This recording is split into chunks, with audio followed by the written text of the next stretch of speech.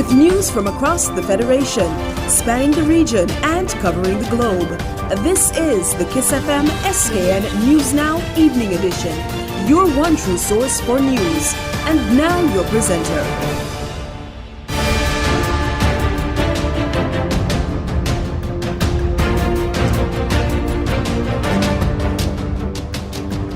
Good evening, I'm Kenny James. Today is Friday, 23rd February 2018.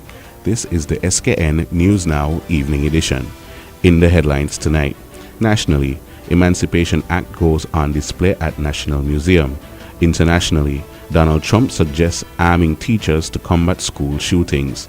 And in sport, a second Russian athlete has tested positive for doping. We have the details of these stories, the weather and Carib update all ahead in the SKN News Now Evening Edition.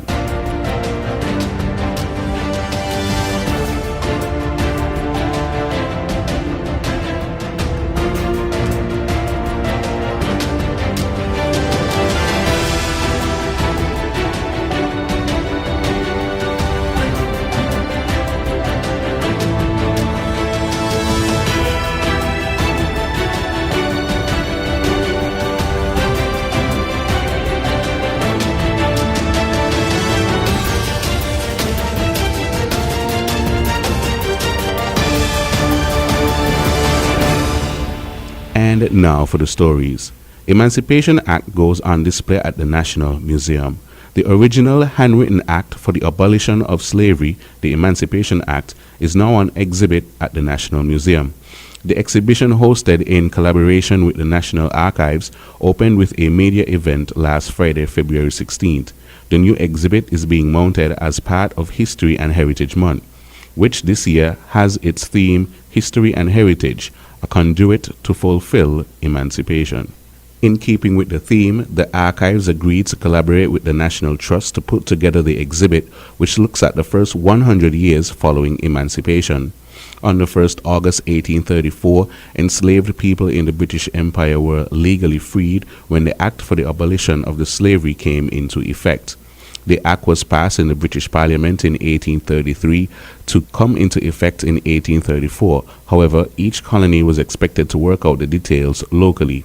It was accompanied by a number of acts on the duties of the special magistrates, the designations and duties of the apprentices, and the responsibilities of the employers. In July 1834, St. Kitts became the first colony to pass adequate legislation to support the act that was passed in England. In addition to the Act for the Abolition of Slavery, the archives had provided digitized copies of the accompanying legislation that are available for viewing. We are trying to explore the 19th century, said Director of the National Archives, Victoria O'Flaherty, speaking at the launch on Friday. In our history books, especially in St. Kitts, we tend to jump from emancipation to the launch of the labor movement. It's a big gap, and the labor movement could not have happened without what was going on in that period, and it's time we learn about it. Included in the exhibit are original copies of 4 other related documents, including the controversial The Masters and Servants Act. Also on display are a copy of the text of the Emancipation Proclamation and a compensation claim made by a former enslaver for the loss of his property. The whole purpose of the exhibition is to fill in some of the information that's missing, Ms. O'Flaherty said. National Trust patron, the Governor General, Sir S.W. Tapley Seaton, CGMG, CVO, QC, JP, speaking at the event, made a special appeal to the public to support the National Trust and its events. National Trust President Schneidman Warner endorsed his call for support. The St. Christopher National Trust, continuing its mission of preserving our heritage and informing the people of this country of our heritage, appeals to everyone to be as generous as you can, to be as forthcoming as you can, Mr. Warner said. Visit the St. Christopher National Trust, visit our museum, and see the story that we will tell there about the importance of what we do here, about what is going on. The Emancipation Journey, the first 100 years special exhibit, runs until Friday, March 16th. The museum is offering a special weekend admission for nationals and residents. Admission to the special exhibit is $5 for nationals or residents, and non-members pay an additional $5. General admission if they also wish to tour the museum itself. However, on weekends, the museum admission will be waived for those who visit the special exhibit. The museum opens on Monday to Friday from 8 a.m. to 4 p.m. and Saturdays and Sundays from 8 a.m. to 2 p.m. The St. Kitts Department of Labor is now serving the public from its new offices on the second floor of the Ursula Amory building on Victoria Road. The staff was relocated after some employees raised concerns about the indoor air quality in the building that they were previously housed in. Senior Minister and Minister of Labor, Honorable Vance Amory, advised the nation about the new location of the department during his presentation at Wednesday's sitting of the National Assembly. We are now satisfied that the government has done all in its power reasonably to provide accommodation for the operation of the Department of Labor, Minister Amory said. We have taken our responsibility seriously in this matter of seeking to respond positively to the concerns of the staff. Upon taking office in 2015, the minister and senior leadership of the Ministry of Labor made a decision to relocate the Department of Labor from a building on New Street to relieve what Honorable Amory described as appalling conditions. The staff temporarily worked from the John Gums building on the Bay Road, while extensive renovations costing more than $100,000 were done to the top floor of the building that houses the Treasury Department. The roof was stripped, new panels were installed, and a fresh coat of paint were included in the refurbished exercise. Shortly after moving into the space in January 2017, a few staff members expressed concerns about the indoor air quality. Experts from the St. Kitts and Nevis Bureau of Standards were brought in to run tests, and it reported on July 2007 noted that no indication of obnoxious odors nor visible signs of water damage were found that would negatively impact the indoor air quality within the Department of Labor. Additionally, a professional heating and ventilation crew were contracted to remedy concerns about an unusual level of carbon dioxide during peak occupancy hours that was noted in the SKNB's report. They installed return ducts and grills in the building to improve the suction of odors, fragrances. Dampers were installed in all supply grills to control the flow of air to each area, and fresh intake systems were installed on each air conditioning unit, which enhanced the ability to pull fresh air from the outside. After the SKNBS conducted a second round of testing, and in a report dated December 20, 2017, it confirmed that remediation is not recommended for the building as the areas that were tested are relatively low with mold spores. It added that as humans, we are exposed to this level of concentration on a daily basis. In Parliament, Minister Amory recounted the meticulous actions taken by the government and the positive reports from the SKNBS. However, Mr. Speaker, and I want to be very clear on this, since some members of staff continue to complain and have concerns about the conditions, we went on a search one more time to locate satisfactory and suitable premises to house the Department of Labor. Senior Minister Amory noted that the space at the Ursula Amory building was professionally cleaned and fumigated in preparation for the move. While the furniture and other equipment were carefully sanitized, any furniture or equipment that may carry any harmful agents were left behind and will be discarded. The senior minister said the Ministry of Labor must have the same high standards for providing healthy and safe work environments for its employees as it insists the private sector has for their workers. Meanwhile, the opposition St. Kitts Nevis Labour Party has described as bluster and pretense Prime Minister Dr. Timothy Harris' legislation to change the Constitution. The party in a statement Thursday noted that on the subject matter of the alteration of the Constitution, Section 38, Part 2 of the St. Christopher and Nevis Constitution reads, "A bill to alter any provisions of this Constitution shall not be regarded as being passed by the National Assembly unless on its final reading the bill is supported by the votes of not less than 2/3 of all representatives." To this, the party said, Dr. Timothy Harris knows that he does not and cannot command the necessary support to change one iota of the Constitution of our beloved country. He and his government cannot and will not on their own determine the length of the term of service of any elected representative or any other constitutional provision for that matter. The real intention of Prime Minister Harris is to use the parliament of our land as a political tool to further his agenda of deception and to confuse and exploit the public for his personal political gain. That ploy will not work this time. The public is now fully alert of the deceptive ways of Prime Minister Harris, the SKNLP said.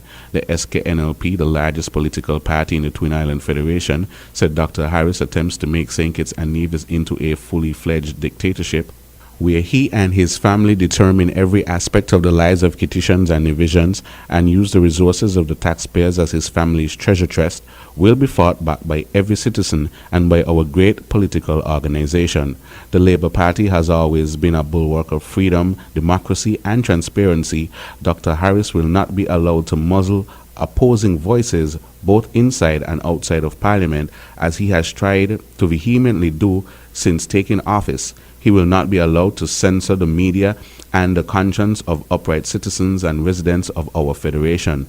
The corruption that runs amok will not continue without the voice of the opposition being heard to appraise the people and to bring light to the dark recesses of the government that Dr. Harris heads, the statement said.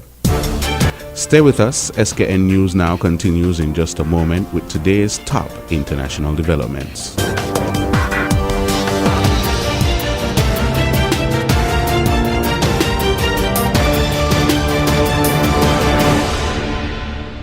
Internationally, U.S. President Donald Trump is not backing away from his controversial proposal to arm teachers to prevent school shootings. He suggested that they should be paid a bonus. Trump is under pressure to pass tougher gun laws after last week's mass shooting at a Florida high school. Kimberly Halkett has the story. Arming teachers in the classroom is a controversial idea being promoted by President Donald Trump to prevent school shootings. If you hardened the sites, you're not going to have this problem because these guys who lack courage will never go into those schools. He says he wants to encourage educators to become comfortable with a gun, even offering bonuses for those with firearm skills. I want my schools protected, just like my banks are protected. Trump made the comments on Thursday at another White House listening session following the shootings in Parkland, Florida that left 17 people dead, most of them teenagers. Since the school shooting, fellow students have made their voices heard and brought pressure to bear on Trump and other right-of-center politicians to tighten gun restrictions.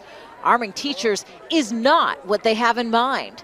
That's their plan anyway. Mark Barden lost his son in 2012 in the Sandy Hook school shooting. School teachers have more than enough responsibilities right now than to have the awesome responsibility of lethal force to take a life. On Twitter, Trump attempted to clarify his position and floated other proposals, such as background checks for those buying a gun, raising the legal purchasing age to 21, and again suggesting the end of the sale of so-called bump stocks that increase a weapon's firepower. Not all, but some of those ideas are at odds with the biggest gun rights group in the United States, the National Rifle Association, or NRA, pushing back against any effort to limit gun ownership. The elites don't care not one whit about America's school system. For them, it's not a safety issue, it's a political issue. They care more about control and more of it. Gun owners agree. We have a right to protect ourselves, protect our children. So if they're properly trained, why not be able to use that? I think that it would send a message across the nation that we're taking this into our own hands, we're fighting back, and we will be the first line of defense. And while there is support for at least some of Donald Trump's proposals, even the most basic limits on gun ownership will require congressional approval, an accomplishment that in the past has proved difficult. The United Nations is appealing to the international community to help with humanitarian efforts in the Central African Republic. The agency says half of the population requires urgent assistance. Fighting between various armed groups plunged the country into civil conflict in 2013, and the violence is spreading fast with many groups involved in the fighting. Catherine Soy reports. Marian Danga says she had a farm and her family didn't rely on anyone for their basic needs before March last year. She lives in Brea, a town in northeastern Central African Republic that was considered relatively peaceful. But then conflict between several armed groups started. Marian and all her neighbors had to flee. So now they live here in a camp for displaced people that is on one end of the town and right at the doorstep of a UN peacekeepers base. The gunfight started at night. We hid. Everything of ours was destroyed. I came here with nothing. More than 70,000 people in Brea have been displaced in just over a year. There's a religious element to the fighting, but the rebels are also in conflict over minerals, cattle and trade routes. And what they leave behind is a trail of death, destruction and misery. It's really hard to imagine how scared people were as they fled from this neighborhood.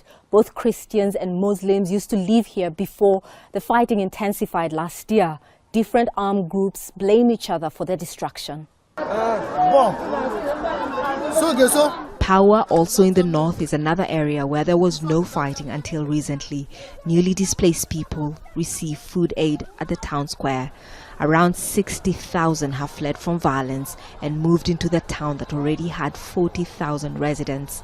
The fighting in Central African Republic is spreading fast, with many armed groups involved.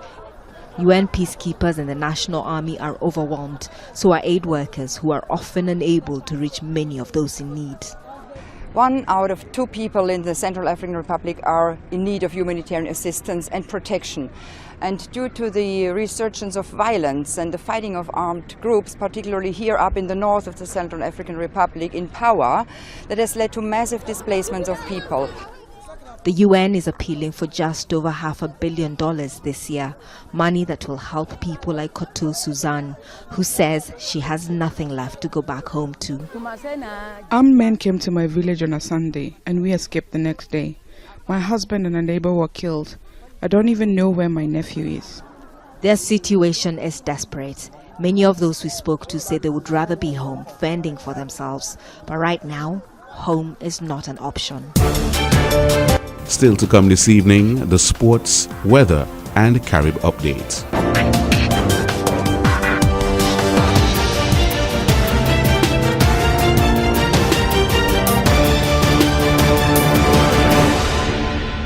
A second Russian athlete competing at the Winter Olympics has tested positive for a banned substance. Nadizhda Sergeeva, 30, is one of 168 Russians allowed to compete as neutrals at the Games despite the country being banned for previous doping offenses. She finished 12th in the two-woman bobsleigh event in Pyeongchang. On Thursday, Russian curler Alexander Krushelensky was stripped of his bronze medal after being found guilty of doping. The Russian Bobsled Federation said Sergeeva had tested positive for a heart drug that was not prescribed by its medical team. It added that a test on 18 February came back positive, but a previous one on 13 February had showed a clean result earlier on today. The neutral Olympic athletes from Russia OAR team won their first gold medal of the Games in South Korea. 15-year-old Alina Zagitova came first in the women's single-figure skating, with compatriot Evgenia Medvedeva taking silver. And now we take a look at today's weather. Conditions across the Federation tonight will be partly cloudy with a moderate or 40% chance of showers. Winds are east-northeast at 16 to 23 miles per hour with higher gusts possibly over coastal waters and in showers. Seas are moderate to locally rough with wave heights of 1.8 to 2.7 meters or 6 to 9 feet. Warnings remain in effect for small craft operators and sea bathers. The sea level pressure is 1019.3 millibars or 30.10 parts of an inch. The sun will rise tomorrow at 6:33 a.m. And that look at the weather forecast brings us to the end of the SKN News Now Evening Edition. Now for a recap of our top stories. Nationally, Emancipation Act goes on display at National Museum. Internationally, Donald Trump suggests arming teachers to combat school shootings. And in sports, a second Russian athlete has tested positive for doping. I've been your presenter, Kenny James. Stay tuned. Carib Update is up next.